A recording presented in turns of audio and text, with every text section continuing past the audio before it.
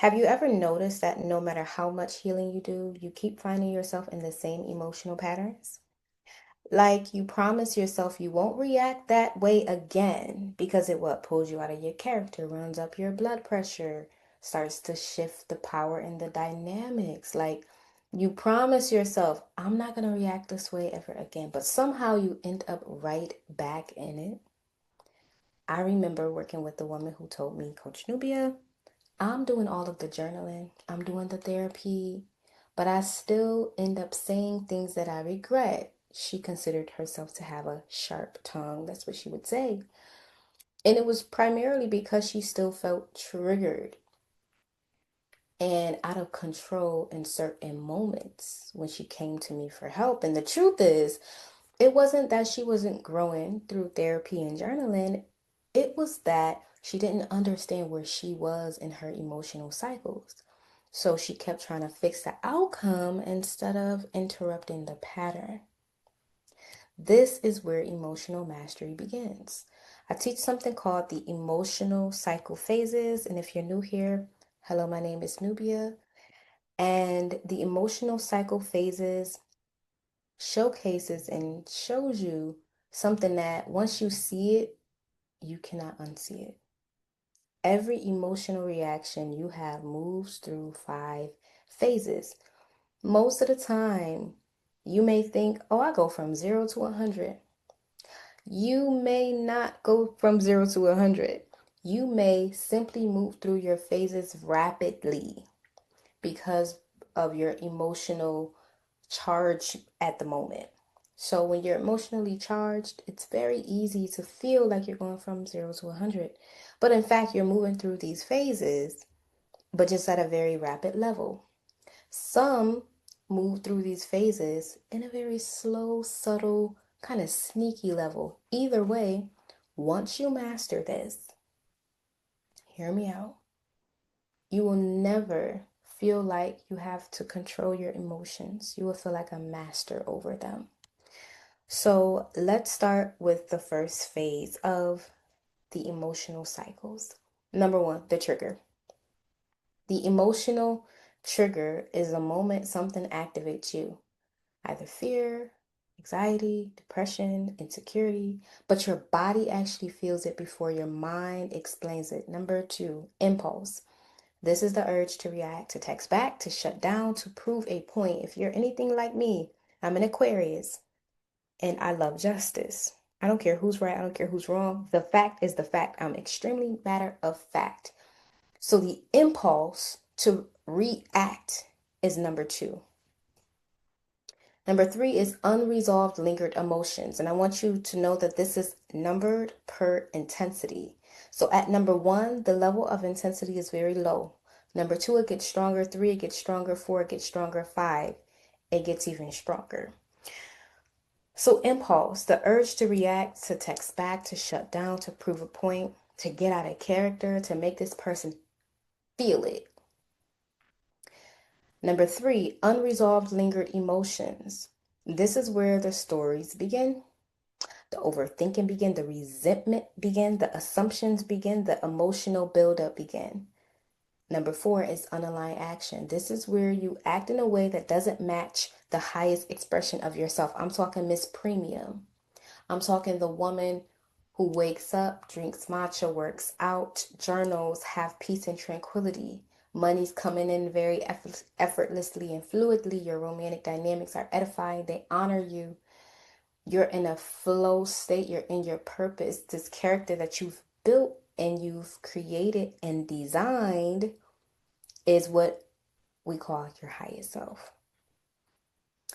So number four, when the unaligned action happened, it completely contradicts the identity of your highest self. And she's like, wait a minute, is that us? Do we do that? Huh? Excuse me. And then number five, reoccurring patterns. And this is where you look up and realize, damn it, I'm here again. But here's the shift, right?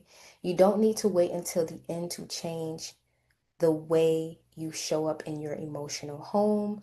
I'm going to give you, for each and every stage, I'm going to give you what you need to do in order to master this phase that you feel like you may arrive to very often. So, number one, the emotional trigger, as I subscribe to you, something that takes place that triggers an insecurity, traumatic memory, or scarcity. You may feel yourself going into fight or flight, freeze. You may feel your hand shaking. You may feel your heart racing. You may feel like a ache in your stomach, a little bit of sweating. You may feel yourself clenching over, your shoulders clenching, your hips clenching. These are all effects and physical ways you can be able to determine, ooh, am I being emotionally triggered right now? This is the lightest level of intensity in the emotional cycle phase, but I believe that it is the most noticeable because what? It's the physicality of things. It shows up on your body. So what you want to do is get very clear on the physical signs that you are being triggered, including specific body language, functions, and different body languages and functions, right? I remember I had a job at Verizon Wireless. It was a call center job, and I was at a higher level tier, so I wasn't dealing with a lot of drama as the customer service reps were, but I had very high level metrics that were contradicting in so many ways, and the Aquarius in me just knew that this was a job where you quite literally had to do a lot of emotional labor to control the level of metrics that you would get on a daily basis. A customer would call in extremely pissed about their bill. I mean, there's nothing you can do about that as a representative. So they want this amount of credit and this, that, and the third. And at the time, Verizon Wireless spoiled their customers, honey. If you are a Verizon Wireless customer, you already know that's the premium side of telecommunications and cell phone. Okay. But anyway, these customers will call in, and of course, due to the inconvenience, they will want a refund, or not a refund, excuse me, a credit to their account. And depending on the budget of the credit for the day, determined what you could do for them, which then later determined their survey that they gave you at the end of the call based on the amount of the credit. I immediately recognized it as a matrix, and each and every time it came time for me to come clock in, I pulled up in my car, sitting, heart beating, hands shaking, feeling my heart fluttery, and not in a beautiful butterfly way, but in a flight type of way. Like I'm leaving this place and never coming back. That is an example of the physical sign that I was being emotionally triggered, right? And this emotional trigger came from knowing what was coming next. I was really anxiety, me being anxious about the future. So in some cases, it may be a situation in the moment that triggers you, or it could potentially be something that hasn't even happened yet, but you're anticipating on it happening that actually causes your body to perspire, shake, flutter, clench in a way as if it's happening right now. So I want you to really take the time to think about that. Here's a beautiful thing about this phase. If you can stop the cycle here, you will avoid being impulsive and jumping into coping mechanisms and survival mode. And we know when we're in survival mode, we're not thinking the clearest. We're thinking in the way that provides survival, not joy, happiness, not high level communication, not high value, but we're thinking what can keep us alive. And most of the time, that does not bring out the best in us. That brings out the dog in us.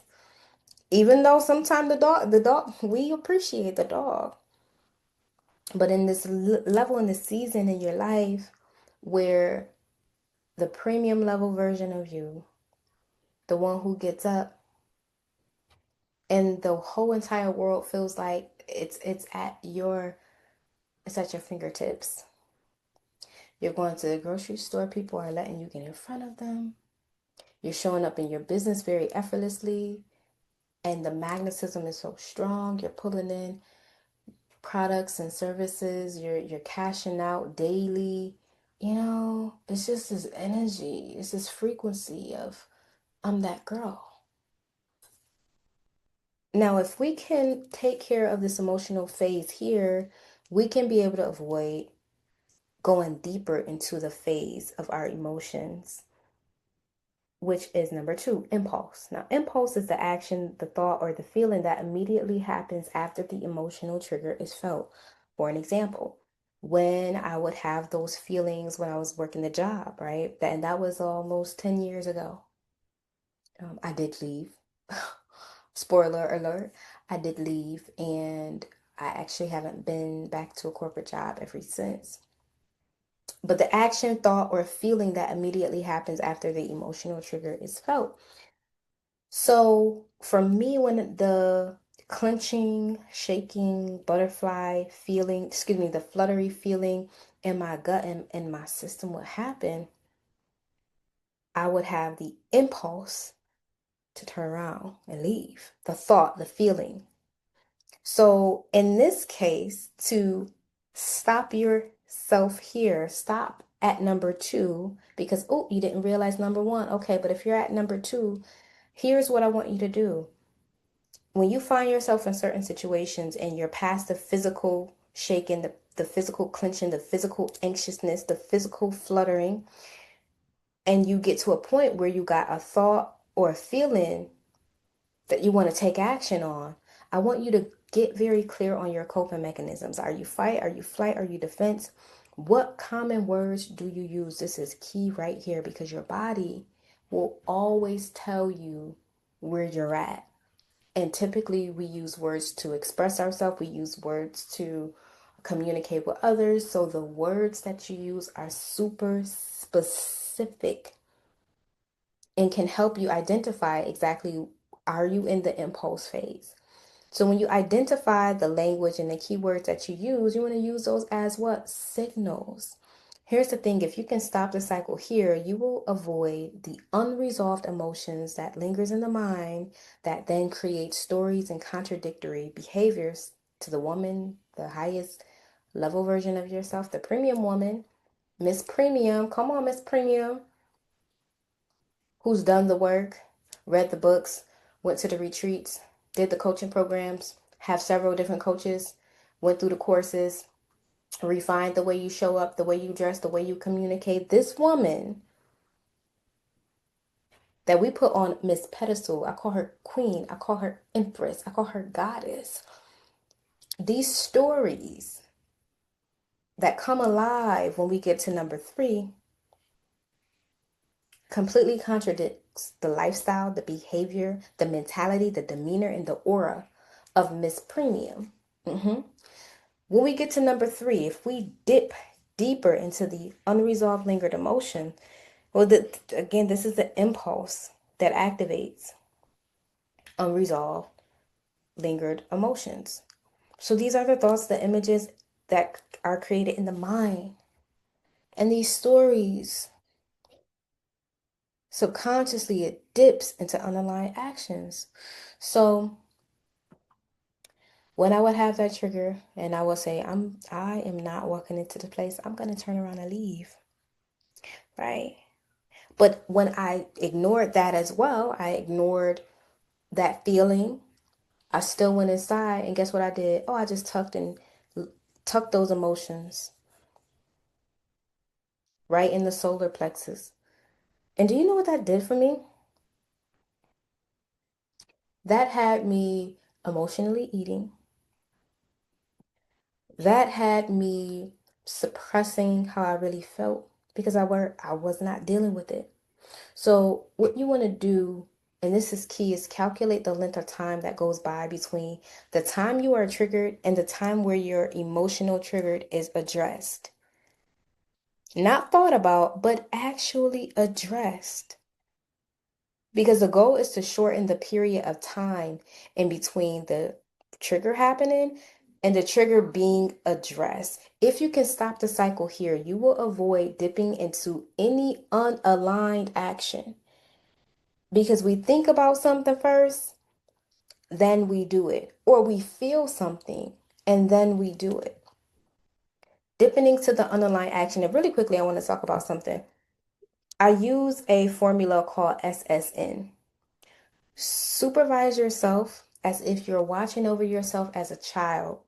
like you're a child, right? Supervising yourself, not to the point of chastising, not to the point of trying to fix yourself, but quite literally looking over and looking after yourself with care, monitoring, observing from a place of curiosity versus judgment.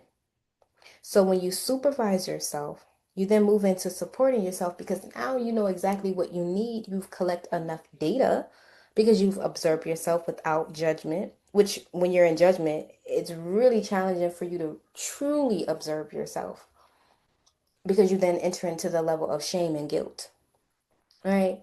After you support yourself and give yourself what you need, you then nurture yourself back to your state of joy, happiness, peace, tranquility, enlightenment, the higher vibrational frequencies. I say that to say when you catch the trigger, right? And the time your emotional trigger is addressed, what you want to do is you want to take that amount of time and shorten it as much as you can and create a habit of using the SSN formula. Supervise yourself, support yourself, and nurture yourself. Let's talk about the underlying action because this stings. This not only stings, it quite literally feels like disrespect to all of the work that you've been putting in on yourself. The sabotaging of your standards, the sabotaging of your boundaries, the sabotaging of your relationships, the sabotaging of your winning streaks. I'm talking about you've been in the gym every single week for the last 6 months. I'm talking about you've been consistent with nourishing your body with lively foods and food that's in alignment with your blood type, right? You've been on this winning streak of posting content every single day, showing up for your business, showing up for yourself. You've been in this streak. You've been in your self-love practices and you've been making promises to yourself. When you dip into unaligned action, it almost feels like it completely destroys all of the work that you've been putting in. So I want you to think to yourself and identify what specific actions do you take that are completely opposite of the premium version of you? Like, how do you know that you're doing it when you are doing it? How do you know that you are doing it in reference to the action when you are doing it? For an example, if I ever find myself complaining, I know for a fact that's out of harmony with the premium level version of myself. Because the premium level version of myself has the value and the moral of gratitude, of perspective, knowing that there's always two sides to a situation. The side where you can increase your optimism and your excitement, or the other side where you can become a victim and live in doomsday and feel like a loser. So I know that complaining yields more to the side of victimhood. And I know that's not in alignment with the premium. Miss Queen. Mm-hmm. Miss Queen. Oh, absolutely not. That's not in alignment, right? So how do you know that you're doing it when you're doing it? I want you to really think about that. Because here's the thing. If you can stop the cycle here, you will avoid the feeling of failure from the reoccurring problems. And we get to number 5, which is one of the strongest reoccurring emotions that you may have felt that stung very hard. And it's because the doors that you open as a result of your underlying action is crazy. The standards that you lower because of the underlying action, the boundaries that dissolve because of the underlying action stings. And it stings and it insults all of the work that you've been putting in on yourself. I want you to think, what consistent lessons keep showing up for me? What consistent person keeps showing up with a different face? Same person, same traits, different face. What are the lessons and the problems that arise because of that underlying action? Because here's the thing. Reoccurring problems and lessons will return to triggering you because you know better. And that's what stings. Oops, I did it again. The very, very, very tricky thing about being at number 5 and arriving to number 5 often is that when You have these reoccurring problems and lessons, the confines and the ability to confine into yourself, and your confidence lowers and it decreases. It lowers and it decreases because the core essence of confidence is the ability to hold on to the truth, the ability to confine in yourself. But when you have a track record of these reoccurring problems that are more present than not, it makes it tough for you to trust yourself and your word. So projects stay open. The thing that you said you were going to launch stays an ideal in your mind. You go back on your word, and then it's sat to sit with resentment. And this stings. And here's the beautiful thing about this whole entire situation. Here's the shift. You do not need to wait until you are at five very often to master this cycle, because the truth is, the woman who masters her emotions masters her life. An emotionally intelligent woman is not a woman who's always in control of her emotions. Let's be very clear. We have menstrual cycles, right? We have hormonal systems that are so complex, diverse, and dynamic. It takes a lifetime to really master being a woman, right? But if we think about emotional understanding, that's mastery.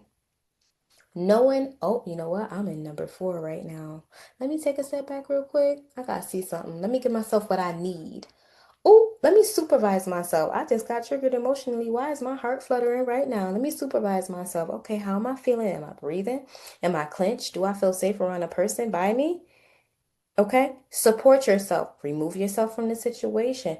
Let's take some deep breaths and then nurture yourself. Get yourself back in the state, in a space of safety.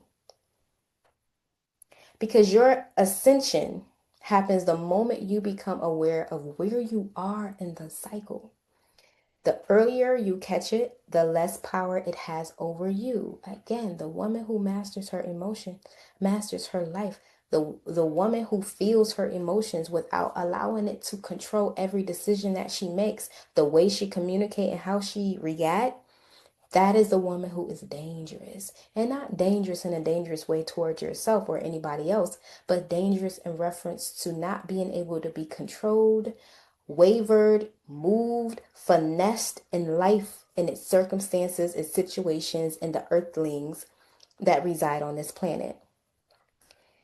Feminine mastery is not about being perfect. It's about being present enough to choose differently. So, if you are feeling in your chest like you're ready to stop repeating emotional cycles and actually step into the version that feels grounded, that feels aligned, that feels more of like a master, and you would like to work with me, I teach women how to master their emotions, their patterns, and their power from the inside out. There's a link in the description. If this video was helpful, click subscribe, click like. It's so much more from where this come from. This is only the beginning of you becoming a feminine master. If you're ready for help on a deeper level, and you're ready to connect with a coach who's 100% invested in your growth, and you're ready to go from the woman who's super put together on the outside, but you disappoint yourself often when you show up in certain situations that triggers you, it's your time to master your emotional intelligence. Click the link in the description for a clarity call, a private consultation where we can talk more about what this can look like for you. I've helped clients in under 60 minutes increase their EQ by 100%. Okay, you don't have to keep learning the same lesson twice. Baby, you just got to get sharper. My name is Nubia Kanisha Sade. And again, like, subscribe, comment your takeaways, and I'll see you on the other side. Peace.